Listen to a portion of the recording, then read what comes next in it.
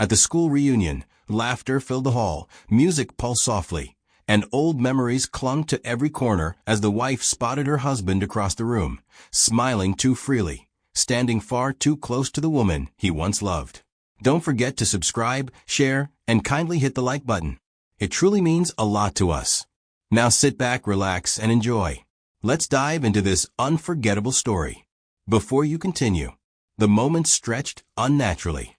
His lips brushed his ex's cheek, then lingered, turning into something unmistakably intimate, something no husband should share in public. Cheers erupted from nearby classmates who mistook the scene for harmless nostalgia. But the wife felt the room tilt as if gravity itself had shifted. She stood frozen, fingers tightening around her glass, heart steady in a way that frightened her. She expected heat, rage, tears. Instead, a cold clarity settled over her, sharp and quiet. Across the room, her husband pulled back with an easy laugh, eyes flicking around to see who had noticed. His ex smiled like someone reclaiming something she never believed she lost. The wife saw it all, the familiarity, the confidence, the absence of guilt. This was not a mistake born of alcohol or sentiment. This was comfort. This was rehearsal. People expected an explosion, a scene, a shattered glass and raised voices. Instead, the wife inhaled slowly and smiled. She crossed the floor with deliberate grace, heels steady, posture flawless. When she reached them, she congratulated her husband on catching up with old friends and extended her hand to the ex as though meeting her for the first time. The ex hesitated, surprised, then accepted the handshake, eyes narrowing. Her husband relaxed instantly, mistaking composure for forgiveness. He leaned closer, whispering explanations she didn't ask for, promises she didn't request. She listened, nodding, memorizing the rhythm of his lies. Somewhere deep inside, a door closed without noise. Whatever she had believed about her marriage cracked silently, and something colder replaced it. That night, as they drove home, the city lights streaked past the windshield. He talked endlessly, justifying, minimizing, joking. She stared ahead, calm, absorbing every word like evidence being catalogued. She did not cry. She did not accuse. When he finally asked if she was angry, she answered softly, no. The word unsettled him more than shouting ever could. He went to bed, believing the danger had passed. She stayed awake long after, replaying the kiss, the smile, the way the room had applauded betrayal. Her mind did not scream. It calculated. Somewhere between midnight and dawn, she understood one thing clearly. The kiss was not the beginning of the end. It was the beginning of the truth. And as she finally closed her eyes, a single question echoed calmly in her thoughts, heavier than anger, sharper than grief. If he could betray her so easily in public, how much had already happened in private, and how far was he willing to go before everything he built collapsed beneath the weight of his own choices? She did not yet know how she would respond, only that patience would be her weapon. The reunion had given her a gift disguised as humiliation. From that moment on, she would watch, listen, and wait, because some consequences are best delivered slowly, when the guilty believe they are safe. And somewhere in the distance, beyond the laughter and fading music, the first quiet crack formed in a life he thought was unbreakable. It would widen soon, and when it did, there would be no applause to soften the fall at all. Morning arrived quietly, as if the house itself feared waking the truth. She moved through the kitchen with practiced calm, preparing breakfast while replaying the reunion kiss in perfect detail. The sound of his footsteps behind her did nothing to disturb the steady rhythm of her breathing that morning alone. He greeted her cheerfully, too cheerfully, talking about traffic, old classmates, harmless memories. She listened, smiling when required, noticing how he avoided her eyes. When she asked about his ex, casually, his pause lasted half a second longer than safety allowed, and she quietly counted every breath he took then. He laughed it off, saying reunions made people sentimental, that the kiss meant nothing. She nodded, agreeing easily, which relaxed him further. Relief softened his shoulders. He did not notice how her questions grew more precise, wrapped carefully in warmth, delivered without accusation or emotion, or visible concern at all. After breakfast, she kissed his cheek goodbye, lingering just long enough to feel him exhale. Once alone, she locked the door and opened her laptop. Calm replaced curiosity. She searched old emails, archived chats, forgotten folders, moving backward through years like a patient detective with no rush, no mercy, left. What she found was not proof, but patterns. Deleted messages synced poorly. A contact saved under initials appeared too often. Her pulse never quickened, yet something inside hardened. Love had once filled the gaps. Now logic stepped in cold, efficient, unwilling to be distracted by hope or fear anymore today. That evening he returned cheerful again, bringing flowers like punctuation to his innocence. She thanked him sincerely. Over dinner she asked about work, about travel, about money. Each answer aligned too neatly. People telling the truth stumble. He performed. Performance, she realized, requires rehearsal and an audience willing to believe. Later, while he showered, his phone buzzed. She did not touch it. Instead, she memorized the name flashing briefly across the screen. It was enough. Boundaries, once crossed publicly, no longer deserved respect privately. The rules had changed the moment his lips did that night, without warning, apology, or repair. He emerged relaxed, unsuspecting, kissing her forehead. She smiled back, thinking how trust dies quietly. In bed, he slept quickly. She lay awake, mapping timelines, replaying conversations, identifying weak points. Anger would have clouded her judgment. Calm sharpened it into something dangerous, precise, controlled, patient, deliberate, quiet, focused, awake, waiting. By morning, she had made a decision without announcing it. There would be no confrontation, no pleading. She would collect facts the way he collected lies, piece by piece. The reunion kiss was not the wound. It was a symptom of a deeper infection, spreading unnoticed beneath their shared life. She dressed carefully, choosing neutral colors, armor disguised as normalcy. When he asked if everything was fine, she answered yes, meeting his eyes fully. The honesty of her gaze unsettled him. He mistook it for forgiveness. That misunderstanding would become his greatest weakness sooner than he could possibly imagine then. At work, she opened a fresh notebook and wrote one sentence across the first page. Observe, don't react. It steadied her. Revenge, she knew, was not about destruction. It was about timing. And timing required patience, clarity, and the willingness to let him underestimate her completely every single day ahead. That night, as he slept peacefully beside her, she understood the truth with chilling certainty. The marriage had already shifted into its final phase. He just didn't know it yet. And when he finally realized it would not begin with anger, but with consequences carefully measured, legally sound, irreversible, deserved. She found the transfer at lunch, alone in her car, the screen glowing like a quiet accusation. Her fingers did not shake as she scrolled. Only her thoughts moved faster. The name attached to the payment stopped her breathing. It was the same woman from the reunion. Not old history, not coincidence, not nostalgia. Recent dates, consistent amounts, shared accounts. Money taken from the life she helped build. She stared at the numbers until emotion flattened into clarity. This was not generosity. This was maintenance. Someone was being kept close, quietly, intentionally. And that someone was being paid. Her marriage had been funding a secret. She closed the app slowly, choosing calm over collapse. 60 seconds later, she returned to work. That evening, she reviewed bank statements beside him on the couch. He believed she was paying bills. He did not know she was memorizing patterns. Small withdrawals, spaced carefully, never alarming alone. Together, they told a story. She asked about money casually, like curiosity. He answered quickly. Too quickly. When she asked if he still spoke to old classmates, he smiled. That smile was different now. It carried confidence, not innocence. She nodded, filing it away. Later, in the bathroom, she checked his work calendar. A meeting appeared weekly at the same hour.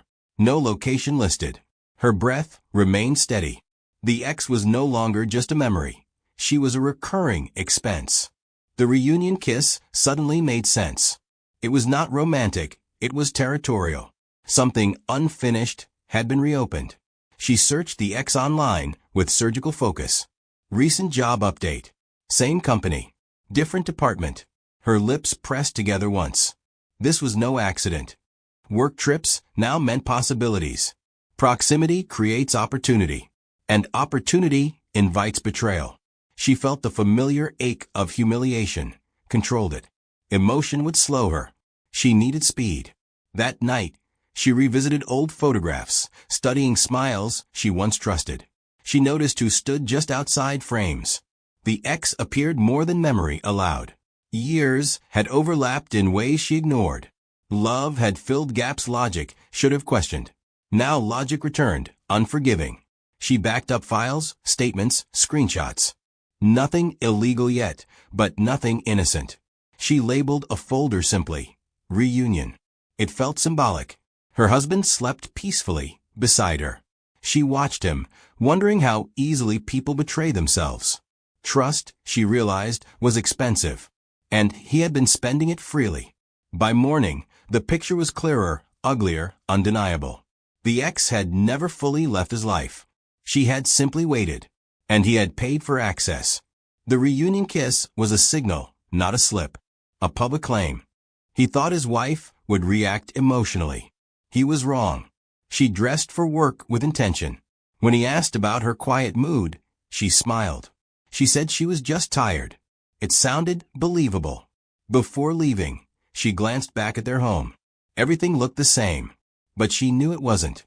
From that moment, the investigation was no longer emotional. It was deliberate, careful, unforgiving. And it had only just begun. She would not rush the ending. People who feel safe make mistakes. He felt safe. That comfort would cost him. Every truth she uncovered sharpened her resolve. This was no longer about pain. It was about balance. And balance always demands payment. She stepped into the day, steady, composed, prepared. Behind her smile, consequences were already moving. Slowly, inevitably, relentlessly. And somewhere ahead, a man confident in his lies walked calmly toward a reckoning he could not yet see coming. Because the past, once paid for, always sends a final bill, with interest and penalties. She attended the second alumni gathering alone, deliberately choosing absence as her statement. The venue was smaller than the reunion hall, dimmer, louder in whispers than music. She arrived early, blending into the crowd without her husband's shadow beside her.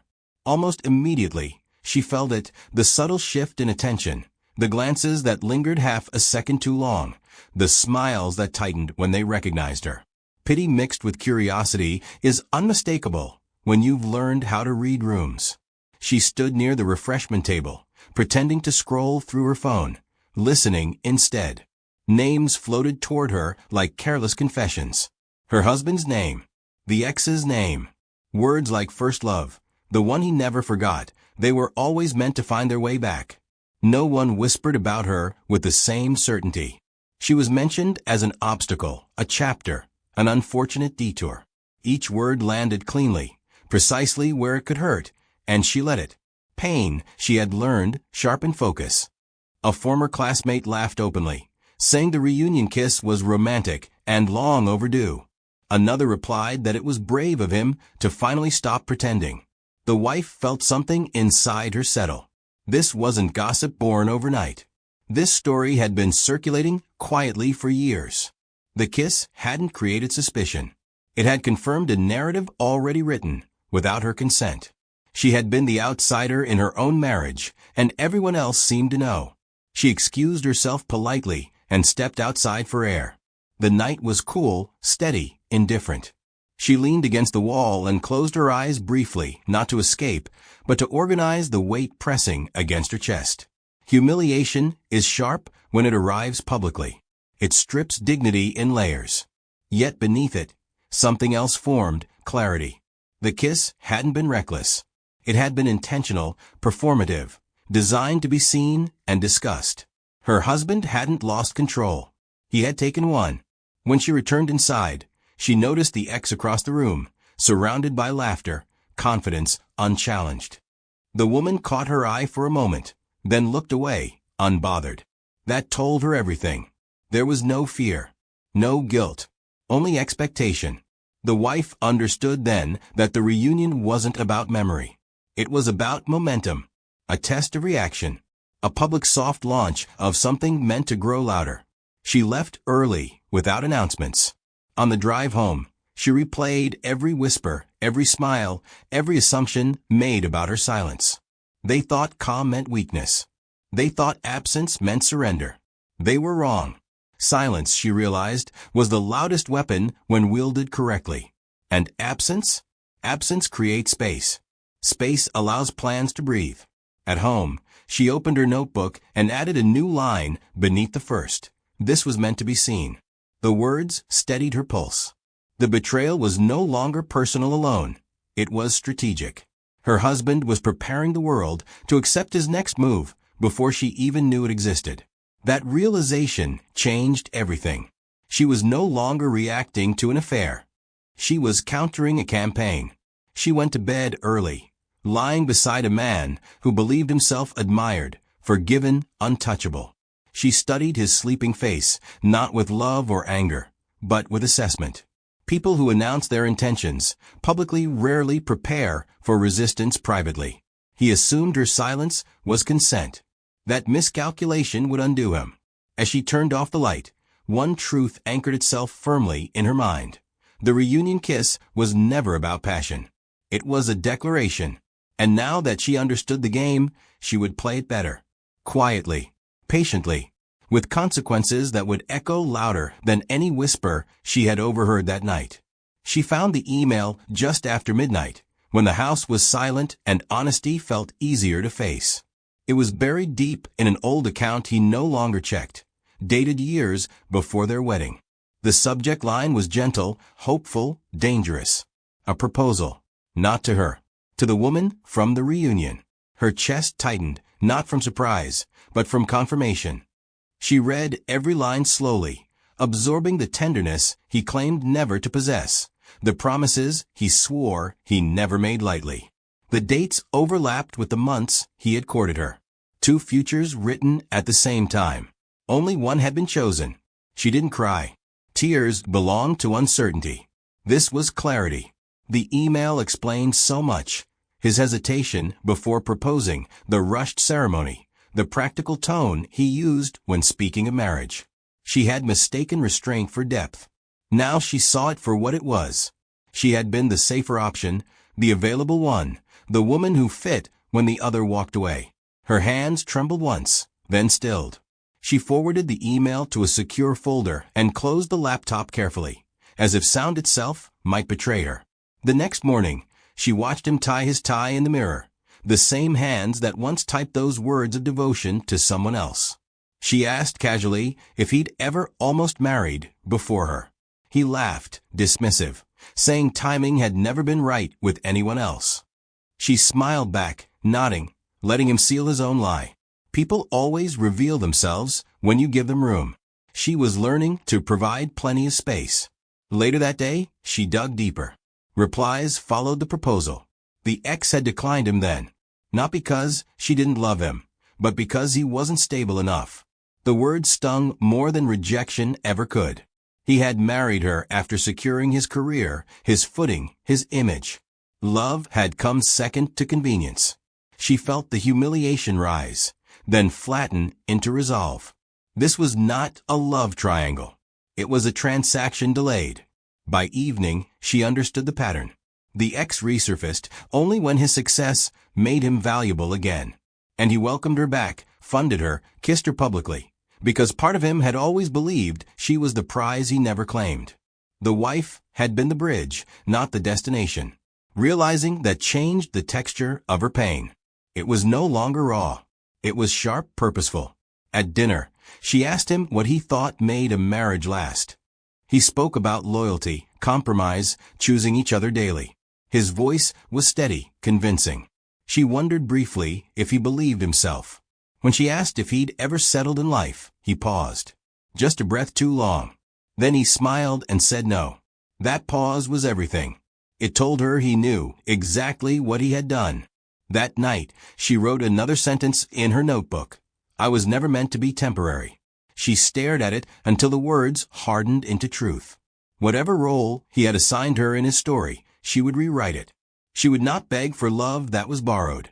She would not compete with a past that refused to stay buried. As she lay beside him, listening to his breathing, one final understanding settled calmly into place. He hadn't chosen her because she was enough. He chose her because she was available. And now, years later, he believed he could reclaim what he once wanted without consequence. He was wrong. The email was more than evidence. It was a map. And she had just learned exactly where his story began and how she would decide where it ended. She learned about the promotion by accident, standing in line for coffee when a colleague congratulated her husband enthusiastically. The words sounded harmless, celebratory, but they landed like a missing puzzle piece snapping into place. Senior position, executive visibility, public trust. Everything suddenly aligned. The timing of the reunion, the return of the ex, the confidence in his betrayal. Success had made him bold, and boldness had made him careless. That evening, she asked about his day. He hesitated before mentioning the upcoming announcement, downplaying it as routine. She smiled, proud, supportive, the image of a devoted wife. Inside, she recalculated everything. Reputation now mattered more than affection. Image mattered more than honesty. This wasn't just about desire anymore. It was about leverage. And leverage always attracts opportunists. Over the next days, she watched him closely. Phone calls taken in private. Meetings that ran long. A sudden interest in appearance. Success had awakened something restless in him. She didn't interrupt. She observed. People reveal the most when they believe they are winning. And he believed he was winning everything at once. Then she discovered the pressure. A heated voicemail he forgot to delete. The ex's voice sharp, demanding, reminding him of promises. Mentioning timing. Mentioning risk. Mentioning exposure. The wife listened once, then again. This wasn't romance. It was negotiation. The ex wasn't chasing love. She was securing position. And he was afraid of losing everything he had just reached. That fear explained the kiss. A public signal of allegiance. A reassurance payment. A message meant to silence threats. The reunion hadn't been about the past. It had been about control. Realizing this shifted something deep inside her.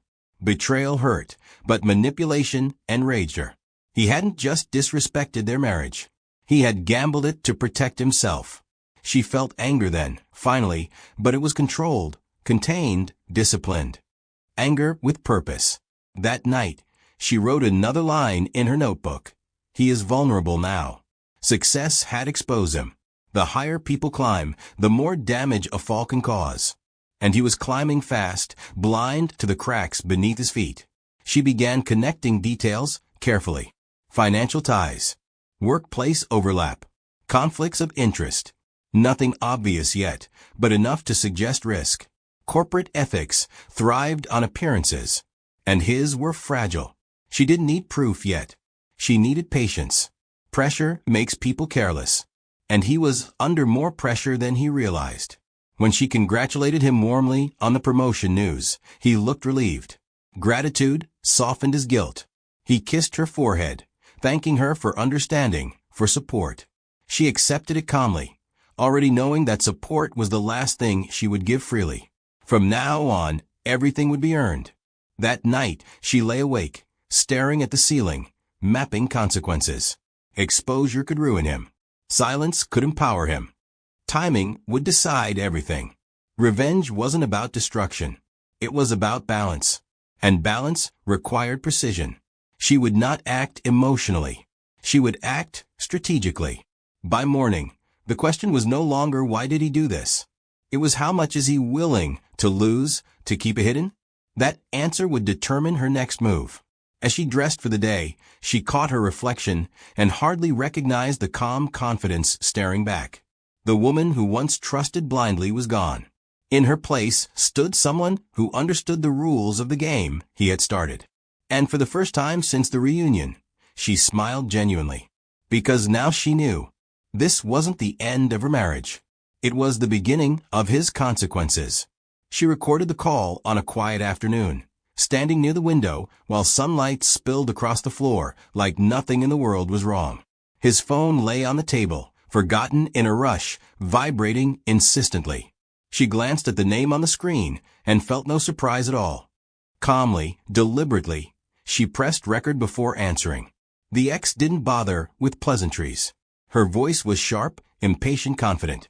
She spoke like someone who believed she held power. She reminded him of what he had promised, of what she expected now that his promotion was close. She mentioned timing again, mentioned risk, mentioned what people would think if certain truths surfaced. The wife listened silently, every word etching itself into memory. When her husband spoke, his voice was lower, strained. He pleaded for patience. He asked for discretion. He promised it would be handled. The sound of his fear settled heavily in her chest. The call ended abruptly. She stopped the recording and placed the phone back, exactly where it had been. Her hands were steady, her breathing even. What she felt wasn't heartbreak. It was confirmation. The affair wasn't driven by passion anymore. It was fueled by leverage. The ex wasn't his weakness. She was his liability. And liabilities, once exposed, destroy everything around them. When he came home that evening, she greeted him warmly, asking about his day. He smiled, unaware, relieved by her normalcy. Over dinner, she spoke lightly about trivial things, letting him believe the storm had passed. People relax when danger seems distant. She watched his shoulders loosen, his laughter return. He had no idea that the ground beneath him had already begun to crack. Later, while he showered, she transferred the recording to her laptop, backing it up in multiple places. She listened again, this time focusing on details. Names, dates, implications, corporate rules he had likely ignored, ethical lines he had crossed without realizing the consequences. It was more than emotional betrayal now. It was professional risk. And risk was something institutions did not forgive easily. That night, she lay beside him, staring into the dark. For the first time, she allowed herself to imagine a future without him. Not as a threat, as a possibility. The thought didn't scare her. It steadied her. She understood then that love had quietly transformed into vigilance. And vigilance demanded action, not confrontation. The next day, she met with a lawyer during lunch, presenting the recording without drama. The lawyer listened carefully, expression unreadable, then nodded slowly. There were options, she was told. Serious ones. She felt a strange sense of relief. Not joy. Relief. Knowledge had replaced fear. Power had replaced confusion. She didn't rush. She returned home that evening unchanged in appearance, unchanged in tone. When her husband spoke excitedly about the upcoming announcement, she listened attentively, asking supportive questions. He glowed with confidence. Success had blinded him to danger. He still believed she was passive, forgiving, unaware. Before bed, she wrote another sentence in her notebook. He confessed without knowing it. The words felt final. The call was more than evidence. It was a turning point. From that moment on, the balance had shifted permanently. She was no longer reacting to betrayal. She was directing outcomes. As he slept, she studied his face, once familiar, now distant. She felt no urge to wake him, no need to accuse. Confrontation would only warn him. Silence, she knew, would undo him far more effectively. Because men who believe they are safe make reckless choices. And reckless choices, once documented, never disappear.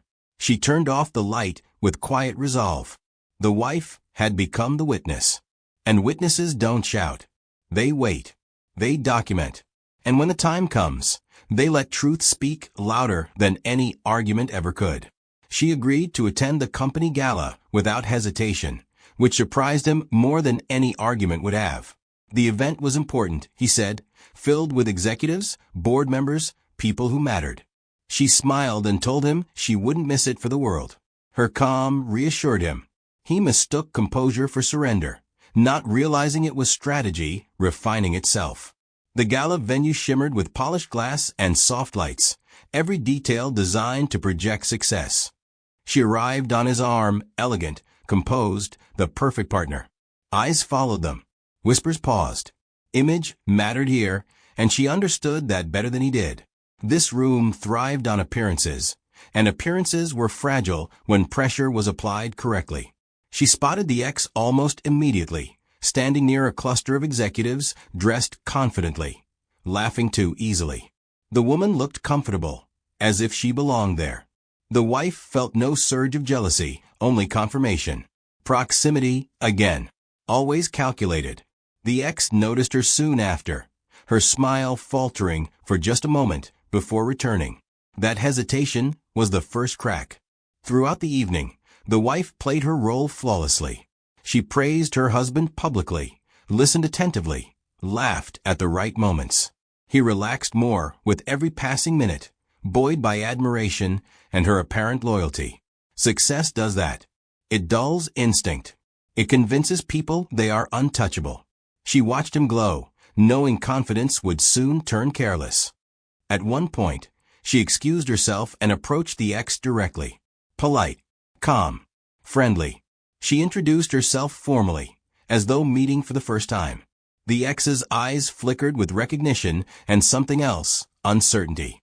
The wife spoke warmly, mentioning the reunion, expressing appreciation for shared history, even thanking her for supporting her husband's career. Each word was gentle. Each one landed like a test. The ex smiled stiffly, unsure how much the wife knew. That was enough. Fear doesn't need volume to announce itself. It hides in restraint, in forced politeness, in guarded eyes. The wife walked away with her answer. The ex wasn't in control. She was bluffing. And bluffing always collapses under pressure. Later, the husband leaned close, whispering how proud he was of her, how grateful. She squeezed his hand, offering reassurance. Inside, she marked the moment. Gratitude precedes dependency. Dependency breeds mistakes. And mistakes create openings. Everything was aligning exactly as it should. When the speeches began, applause filled the room. Her husband stood taller, absorbing admiration. She clapped beside him, smiling, knowing this was the peak before descent. Institutions don't fall on emotion. They fall on evidence. And she already had the beginning of that. As they drove home, he spoke excitedly about the future, about how everything was finally coming together. She listened quietly, letting him believe it. The more he believed, the less cautious he became. He did not notice how she asked about policies, about ethics, about transparency. He answered confidently, unaware he was outlining his own exposure.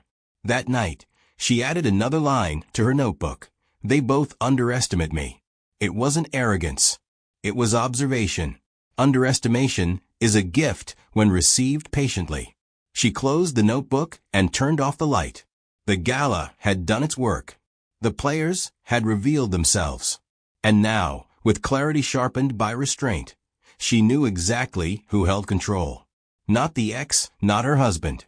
The quiet woman beside him, already planning the moment when confidence would finally collapse under the weight of truth. She asked for the settlement quietly, over breakfast, as though discussing groceries or weather. No raised voice. No tears.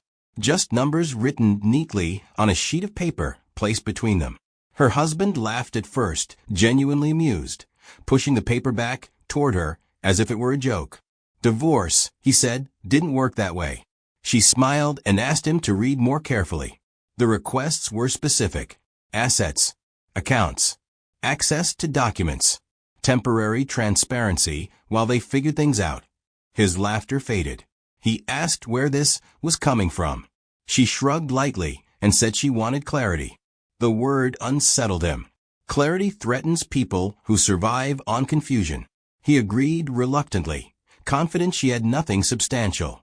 Confidence, she knew, was his weakness. Over the next days, she moved methodically. Emails were copied. Financial trails mapped. Corporate policies downloaded and read carefully. She didn't jump to conclusions. She verified. Patterns emerged quickly once she knew where to look. Payments routed through third parties. Introductions made quietly. Favors exchanged. Nothing explosive alone. Together, they formed something dangerous. He noticed her distance then. Asked if she was seeing someone. The irony almost made her laugh. She denied it calmly, watching his relief. Guilt often disguises itself as jealousy. She let him believe the threat was emotional. He never suspected it was institutional. When she asked for access to certain company records under the guise of helping him prepare for scrutiny, he hesitated, then agreed. He trusted her competence. He always had. Trust, she realized, is easiest to exploit when it once meant love. Each file confirmed her suspicion. Conflicts of interest. Undisclosed relationships. Policies ignored because no one thought to check. That was when she told him she had spoken to a lawyer. Not aggressively. Informatively. His face changed instantly. The color drained, replaced by forced calm. He asked what she had said. She answered honestly. Everything that mattered. He accused her of overreacting. She reminded him that truth doesn't react. It exists. The ex stopped calling him that week. Silence followed, thick and ominous. Pressure shifted entirely onto him. He began watching his phone constantly, snapping at small things, drinking more. She observed quietly, noting deterioration. Guilt compounds under stress. He was unraveling faster than she expected. One evening, he finally confronted her, asking what she wanted.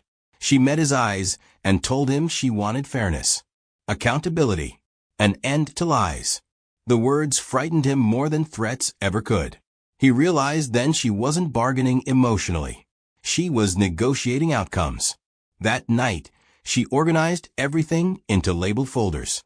Dates, conversations, transfers, policies violated. She wasn't angry while doing it. She was precise. This wasn't revenge. It was correction. Betrayal had tipped the scales. She was restoring balance. As she closed her laptop, she felt something close to peace. The trap was no longer theoretical. It was set. All that remained was timing. Institutions move slowly, but decisively once alerted. Careers end not with drama, but with memos and locked doors. He slept poorly beside her, restless, sensing loss without understanding it. She watched the ceiling, calm, knowing the next step would not involve shouting or scenes. It would involve exposure. And exposure, once initiated, cannot be stopped. The man who laughed at her settlement request had no idea he was already losing everything he thought he controlled. The announcement was scheduled for noon, and the auditorium buzzed with anticipation long before it began. Employees filled the rows, whispers layering excitement with speculation. She sat near the front, hands folded calmly in her lap, her expression unreadable. Her husband stood backstage, straightening his jacket, soaking in admiration. This was the moment he had worked toward for years. He believed nothing could touch him now. The CEO stepped forward, smiling, praising dedication, vision, leadership. Applause rose and fell in measured waves. Her husband's name was spoken with approval, his future framed as certain. She clapped politely, feeling the strange stillness that comes just before impact. Success often blinds people to timing. He had never looked more confident. That confidence would not last. Before the applause could fully settle, two members of security entered quietly from the side. Their presence alone shifted the air. Conversation stalled. The CEO paused, confusion flickering briefly across his face. One security officer leaned in, whispering. The smile vanished. The room held its breath. Her husband stepped forward instinctively, confusion replacing pride. He glanced toward her, searching for reassurance. She met his eyes calmly, offering none. The CEO cleared his throat and announced the meeting was adjourned due to an urgent internal matter. Murmurs erupted instantly. Phones lifted. Speculation ignited. Security guided her husband aside, not roughly, but firmly. The walk from the stage felt endless. Every step echoed. People stared openly now, curiosity sharpening into judgment. He protested quietly, insisting on a mistake. His voice trembled. Authority dissolves quickly when questioned publicly. She remained seated until the room began to empty, then stood and followed at a measured pace. In a private office, documents were placed on the table. Ethics violations, undisclosed relationships, financial irregularities. The words sounded clinical, detached, devastating. Her husband's explanations collapsed into contradictions. He demanded to know who had reported him. Silence answered first. Then the truth arrived gently, relentlessly. She spoke only once. "I did," she said calmly. No accusation, no anger, just fact. His face crumpled, disbelief colliding with fear. He stared at her as if seeing a stranger. In that moment, she understood something important. He had never truly known her. He had only assumed. The ex was mentioned briefly, clinically. She had vanished days earlier, unreachable. Her absence spoke louder than loyalty ever could. Partnerships built on leverage rarely survive scrutiny. He was alone now, stripped of narrative, reputation unraveling quietly, efficiently. Outside, news spread faster than facts. By evening, his promotion was suspended. By nightfall, it was gone. Messages stopped coming. Friends grew distant. Silence replaced applause. He returned home broken, shoulders heavy, voice small. He asked why she hadn't warned him. She answered honestly. He wouldn't have listened. She packed a bag that night, not in anger, but in completion. The house felt different now. Lighter. Truth does that. As she zipped the final compartment, she realized she felt no triumph. Only release. Justice rarely feels dramatic. It feels final. He watched her leave, unable to follow, unable to speak. The man who had kissed another woman publicly now understood what public consequences felt like. Reputation, once shattered, does not reassemble easily. She stepped into the night steady and unafraid. The reckoning had arrived exactly as planned. And for the first time since the reunion, she slept without questions. He begged on the third day after the announcement, his voice breaking in ways she had never heard before. Gone was the confidence, the charm, the careful control. He sat across from her in the living room, eyes red, hands shaking, surrounded by the silence of a life collapsing. She listened without interruption, posture relaxed, emotions contained. This was not the man who kissed his ex in public. This was the man facing consequences. He apologized repeatedly, the words tumbling over each other. He blamed pressure, temptation, confusion.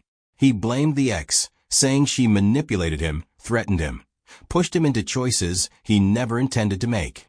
He insisted the kiss meant nothing, that the affair was complicated, that love had never left their marriage. She noticed how often he used the word never now, as if repetition could rewrite history. She waited until he finished. Then she asked one simple question. Why hadn't he stopped? The room fell silent. He opened his mouth, closed it, tried again. No answer came. The truth sat between them, heavy and undeniable. Regret, she realized, always arrives after loss, never before. He hadn't been confused. He had been comfortable. He reached for her hand, desperate, promising therapy, transparency, change. She pulled back gently, not in anger, but in finality. She told him she believed he was sorry. But sorry was not enough. Apologies cannot rebuild trust when betrayal was strategic, not accidental. His tears did not move her. They arrived too late. He accused her then, softly, of ruining him. The words surprised him as much as they surprised her. She met his gaze steadily and corrected him. He had ruined himself. She had simply stopped protecting him from the truth. Responsibility, she reminded him, doesn't disappear when consequences arrive. She stood to leave, and panic surged through him. He begged again, voice cracking, promising he would spend the rest of his life making it right. She paused, not because she was tempted, but because she wanted him to understand. Making it right would have required honesty before exposure, loyalty before leverage, respect before desire. He had chosen differently at every turn. That night, she slept alone for the first time in years. The absence felt strange, but not painful. It felt clean. In the quiet, she reflected on what love had become in that house. Not partnership, not safety, performance. And performance collapses when the audience sees the truth. In the days that followed, news continued to spread. Investigations deepened. His name became cautionary, whispered with disapproval. Friends avoided him. Invitations vanished. He texted constantly, alternating between remorse and bitterness. She responded rarely, only when necessary, always measured. Closure does not require conversation. It requires acceptance. She filed the final paperwork calmly. Signatures replaced vows. Dates replaced memories. The process was unemotional, efficient. This wasn't revenge. It was completion. The marriage had ended the moment trust was traded for advantage. Everything after had been delay. On the final night, she returned to collect her remaining things. He asked one last question. Did she ever love him? She answered honestly. Yes. That was why she didn't scream. That was why she waited. That was why she chose truth over theatrics. Love had guided her restraint, not vengeance. As she closed the door behind her, she felt no triumph. Only certainty. Regret would follow him for years. Karma had arrived quietly, without spectacle, exactly as it always does. She returned to another reunion a year later, alone, confident, unchanged by the absence at her side. The venue was different, brighter, filled with a softer kind of noise. Laughter carried, without edge. Conversations flowed without whispers. When people recognized her, they smiled with respect, not pity. Time had done its work. So had truth. She moved easily through the room, greeting familiar faces, declining questions politely. No one mentioned the kiss anymore. Stories fade when consequences replace drama. She noticed how people watched her now, curious but careful. Survival commands a quiet admiration. She felt it and accepted it without pride. Across the room, she spotted him briefly. Thinner, older, smaller somehow. He stood alone near the back, no longer the center of attention, no longer admired. Their eyes met for a moment. He looked away first. That single gesture told her everything she needed to know. Regret had settled into him deeply, permanently. It showed in his posture, his restraint, his silence. She didn't approach him. Closure doesn't require proximity. Some distances are earned. Instead, she focused on the conversations around her, the warmth of genuine connection. She laughed freely for the first time in a long while, not because she had won, but because she was no longer carrying weight that didn't belong to her. Later, as the evening slowed, she stepped outside for air.